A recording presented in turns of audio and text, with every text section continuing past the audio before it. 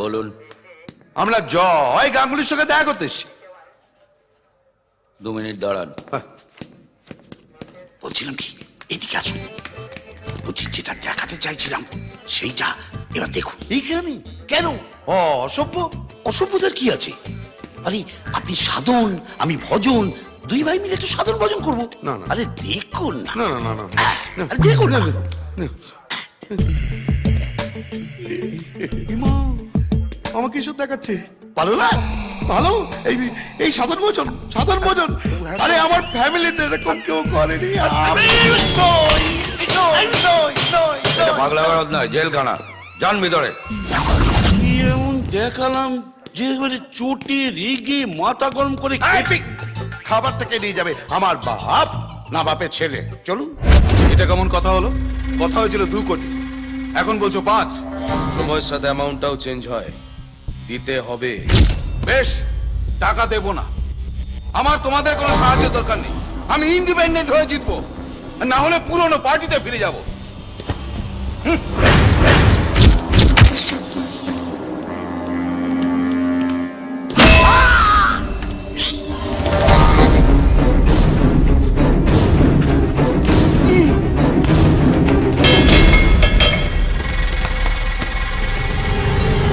বলছে কি, বাইরে খুন করলে লোকে জেলে ঢোকে, জেলে খুন করলে কোথায় ঢোকে? ভেতরে ঢোকো। ওকে, এই জিতুর যা আমাই বাবু, ওই জিতুর নিজের বিশ্বাসযোগ্যতা প্রমাণ করতে এই মালটাকে বন্ধক রেখেছে। আই দে, খাওয়া দে।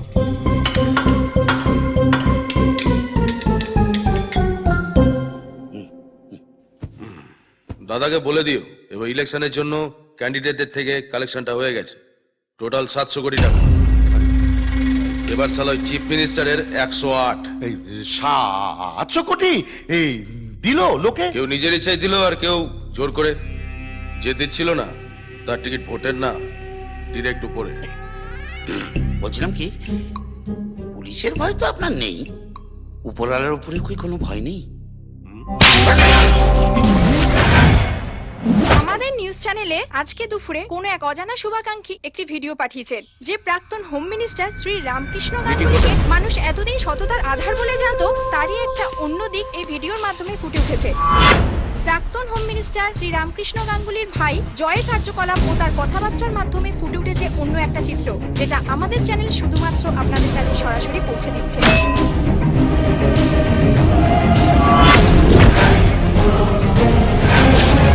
দাদাকে বলে দিও এবার ইলেকশনের জন্য ক্যান্ডিডেটদের থেকে কালেকশনটা হয়ে গেছে। টোটাল 700 কোটি টাকা। আরে বাপ, মেজো বাবু টিভিতে এবার সালা কি করে চিফ হচ্ছে স্যার? মিনিস্টারের পিসি 108। সরকারের ম্যাজিক নাকি? আমার তো সেই একই প্রশ্ন, কি করে হচ্ছে? আমি কি করে জানবো? তুমি ওখানে ছিলে, তোমার সামনে হচ্ছিল ঘটনাগুলো। এত খেটে খুঁটে নিজের পলিটিক্যাল ক্যারিয়ার তৈরি করেছে, সেগুলো সবার সামনে এলো কি করে? যে বার করো এটা কি করে হলো? আর তার মাথায় 4টে বুলেট খোঁজো।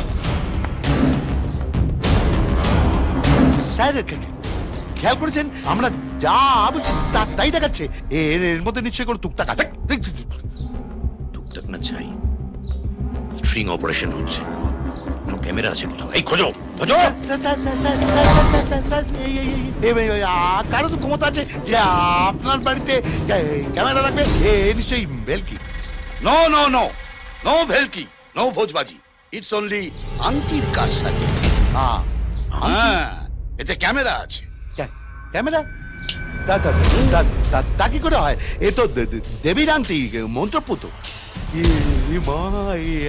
আমায় দেখাচ্ছে। স্যার, আমার ছোটবেলা থেকে খুব ইচ্ছে ছিল যদি টিভিটা আমায় দেখায়। দেবীর কি পায় সেই ইচ্ছেটা পূর্ণ হয়ে গেল। আপনাকে দেখাচ্ছি। তোমার আংটি তোমার আঙুল, আর কি জানে আমার বাবা? এই না, দেবী জানে। দেবী কে? দেবী? দেবী অঞ্জলি, জিতুর গার্লফ্রেন্ড।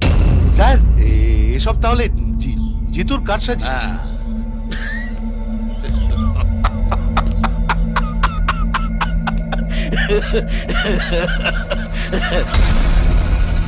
আমার ভাইকে বার করতে বলো, আজই, এক্ষুনি।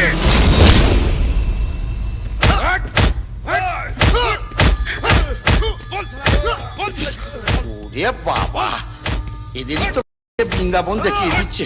আমি তো চাকর, আমার তো চাল চারিয়ে ডুগডুগি বাজাবে, টুকটুকি বাজাবে আর তা দিন দিন না নাচাবে। এরকম চরিত্র হলে এরকমই হয়।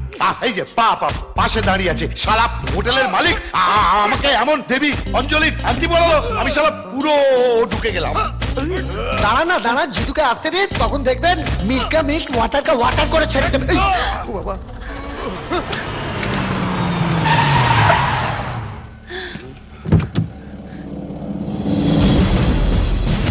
ঠান্ডা ঠান্ডা, কুল কুল।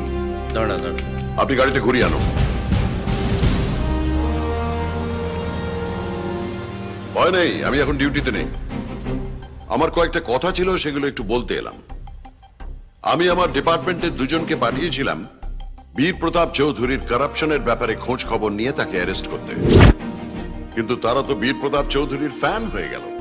ওরা দুজনেই নাকি আমার কাছে কৃতজ্ঞ আমি ওদের বীর প্রতাপ চৌধুরীর আন্ডারে কাজ করতে পাঠিয়েছিলাম। এই ব্যাপারটা আর কিছু না হোক আমার ইগোকে কিঞ্চিত হার্ট করেছে, তাই আমি পার্সোনালি ওর খোঁজ খবর নিতে শুরু করলাম। আর ওর ব্যাপারে যা জানলাম তাতে আমি নিজেই বীর প্রতাপ চৌধুরীর ফ্যান হয়ে গেলাম।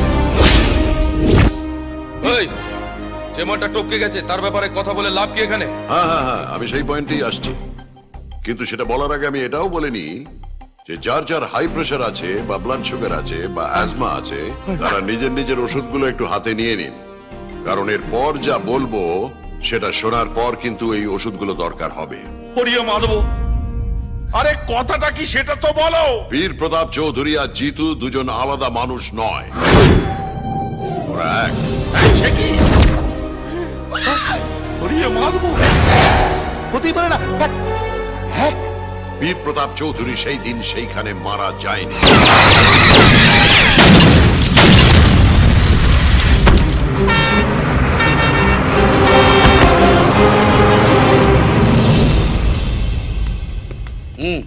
কি ব্যাপার কি? একটা অনুষ্ঠানের মধ্যে ছিলাম, স্যার, হঠাৎ রাস্তায় যেতে একটা পারো লরি দেখে। হয়েছিলাম, তাতে বেশ কিছু চন্দন কাঠের সঙ্গে একেও পাওয়া গেছে। কি এটা?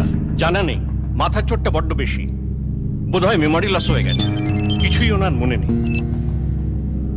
হ্যাঁ বলো। আচ্ছা কি ব্যাপার তোমার? যাবার সময় যে বললে এক্ষুনি আসবো, তার কি হলো? আরে বাবা, একটা কেস নিয়ে এসেছি, এক্ষুনি আসছি। আমি সব সময় দেখেছি, যখনই আমি আমার ভাইয়ের জন্য পুজো দিই তখনই তুমি পুট করে পালিয়ে যাও। এই যে শোনো, এই পুজোর পর আমি যদি ওকে খুঁজে না পাই না, কাশিতে গিয়ে আমি 1000 ব্রাহ্মণ ভোজন করাবো। 1000?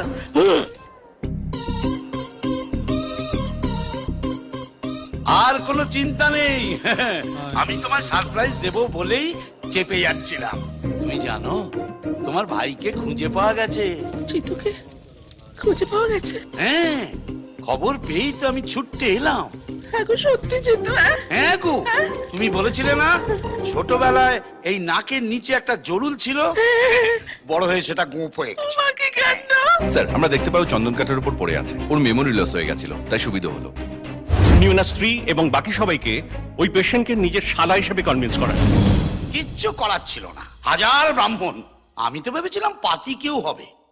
এসিপি বীর প্রতাপ চৌধুরী। বাপরে, বীর প্রতাপের মেমোরি লস হলেও তার ডিউটির প্রতি ভালোবাসাটা সে ভুলে যায়নি। নেম প্লেট পাল্টালেও পার্সোনালিটিটা পাল্টায়নি। এখনো বীর প্রতাপ যেখানে যায় তার পায়ের শব্দে সেই জায়গাটা কেঁপে ওঠে। তোমরা সবাই ভগবানকে থ্যাংক ইউ বলো যে এখনো পর্যন্ত স্মৃতি ফিরে আসেনি। বাই চান্স যদি ওর মেমোরি ফিরে আসে তাহলে তোমাদের সবার মেমোরি কিন্তু ও লস করিয়ে দেবে, এটা নিয়ে কোনো ডাউট নেই। তোমরা নিশ্চয়ই ভাবছো আমি এখানে এত কথা বলে তোমাদের অ্যারেস্ট না করে চলে যাচ্ছি কেন, কারণ আমার কাছে আমার ডিউটির থেকে এই ইমোশনটা অনেক বেশি।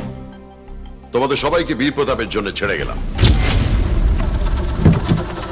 ও হ্যাঁ বয়েজ, কাল থেকে ডিউটি জয়েন করো। আজ আমায় স্বপ্ন দেখাবি আয়, এক নতুন গল্প শোনাবি আয়, তুই মিশে যা আমার কল্পনায়, তুই মিলে যা আমার গল্পটায়।